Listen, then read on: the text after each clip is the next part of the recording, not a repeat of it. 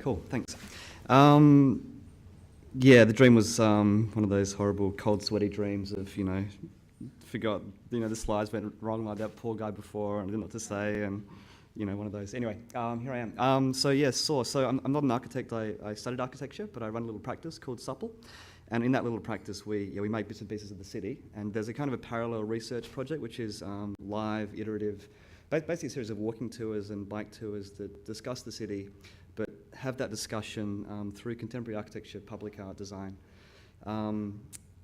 They're kind of driven by a set of questions, and also sort of an intense curiosity about the city, and an interest in sort of the why of things. Why buildings are like they are, why cities are like they are. What are the drivers of our cities? What are the political, cultural, environmental forces that shape the city? And I guess, in a way, driven by one of Liz Farrelly's little quotes that cities are sort of made, not found. And, we're very much kind of part, and wanting to be part of the sort of the making and the great sort of public social experiment, which is the city, And I guess questions like, what is public space?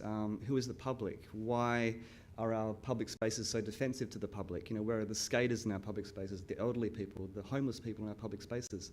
Why culturally are we so derivative? And we're often derivative from cold climates. So we pinch, Georgian, Victorian, Deco, Federation styles from cold climates, 30 years out of date. And seldom are those ideas translated or adapted to this climate.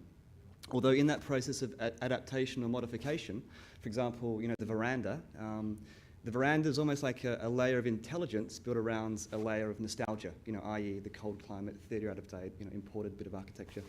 More locally, Melbourne, in Melbourne, bars are called bars, whereas here they're called Melbourne-style bars. Melbourne has laneways. We don't have laneways, but we have a laneway obsession. The laneway represents an idea, an opportunity, and Sydney has opportunities. And those opportunities, afforded by climate, afforded by urban morphology, are different to Melbourne.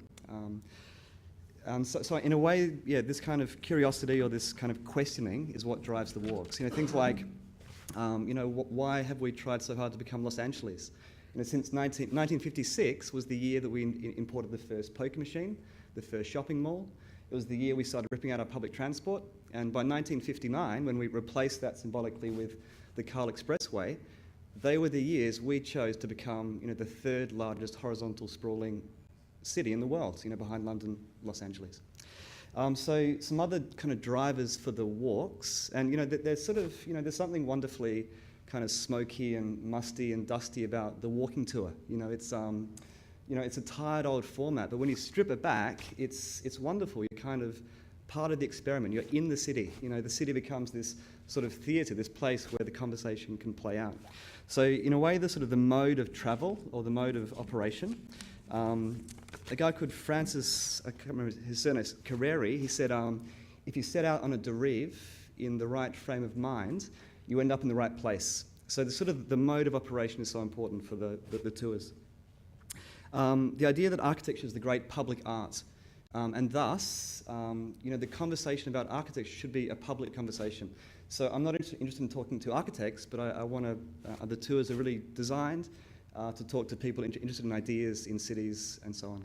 So the language is very simple, but the ideas hopefully are not. There's no couching in architectural, parlance, if you like. So the language is inclusive. And the idea of storytelling, every story sort of has a beginning, a middle, and an end, but not necessarily in that order.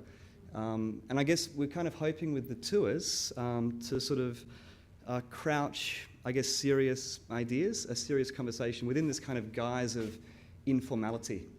We tell stories, and stories have villains and heroes, but the story carries the narrative.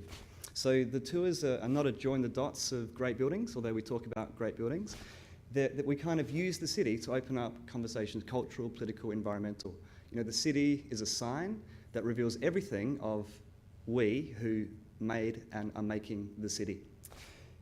So just as a kind of, almost like an advertisement, but a really quick summary, the tours that we do, there's a series, and some of them drop off, some of them come on, but there's 4 sort of active tours. The first one is called The City Sydney, which is quite a sort of a pointy conversation about the city, but it has that conversation through these three contemporary works.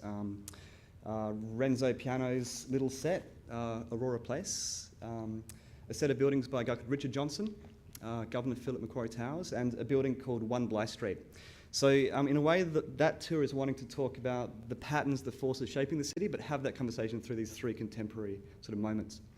The second walk is called Utzon, which is a tour that works on two levels. On the one hand, it uses Eoghan Utzon's best known building to talk about his method, his philosophy, his approach. So in a way, it's a kind of a gentle portrait of the guy through his building. But on the other hand, it talks about, it's sort of a simple narrative about the 20th century's greatest architectural project. So what he built, what he didn't build, and of course the political turmoil in the middle.